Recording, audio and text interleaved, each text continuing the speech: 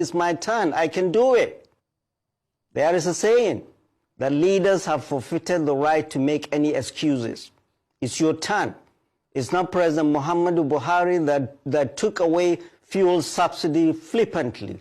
It is you. And you bear all the consequences of that reckless policy.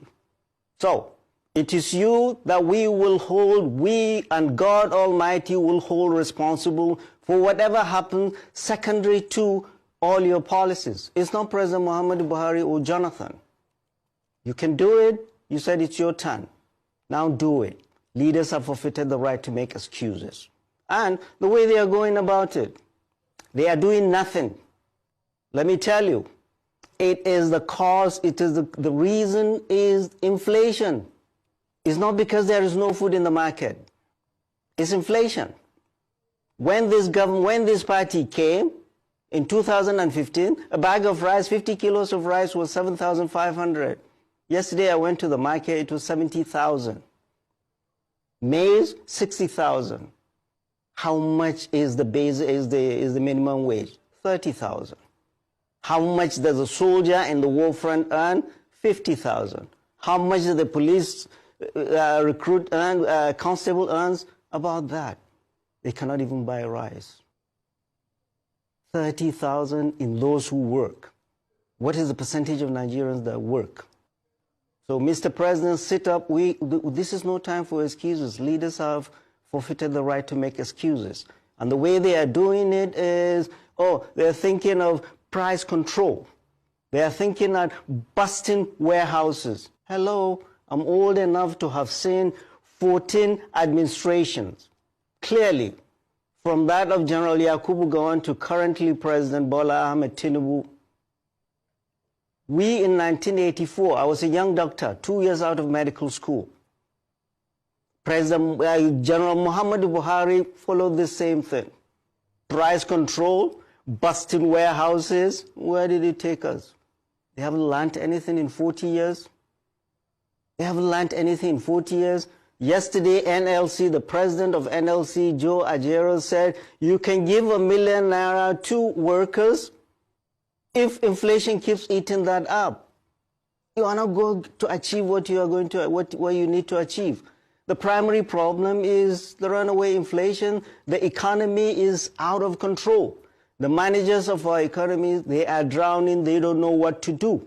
They are the ones that cause the deterioration of the exchange rate of the naira, the inflation we see, and the cost of food and everything in the market.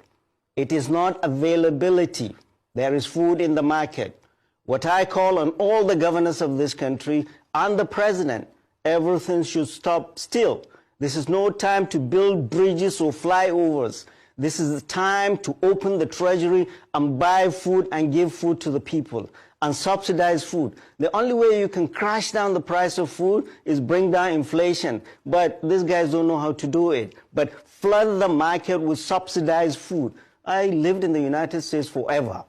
Everywhere in the world there is subsidy on food. You go to the supermarket, everything has tax. But food item does not have tax. Why? Because leaders of those countries know that hunger in any land has national security implications.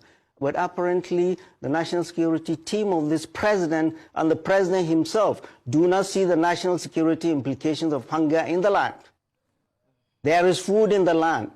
The state and the federal government should open the treasury, buy food, import food, ship food into this country.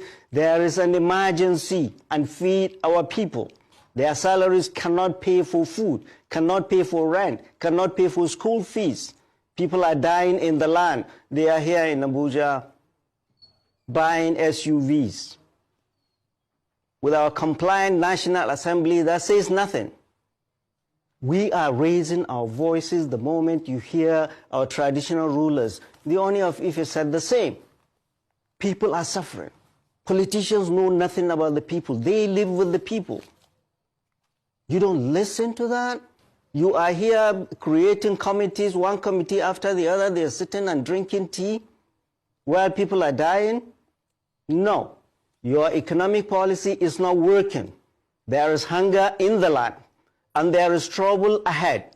No nation will have peace if there is hunger in the land. No military, no matter how strong, no police, no matter how strong, can quell the anger of a people that are hungry in the midst of plenty. So our call to the president and all the governors should make food available, forget this price control, forget this busting warehouses, bring in food, buy food from the market and subsidize food for the people while you keep wrestling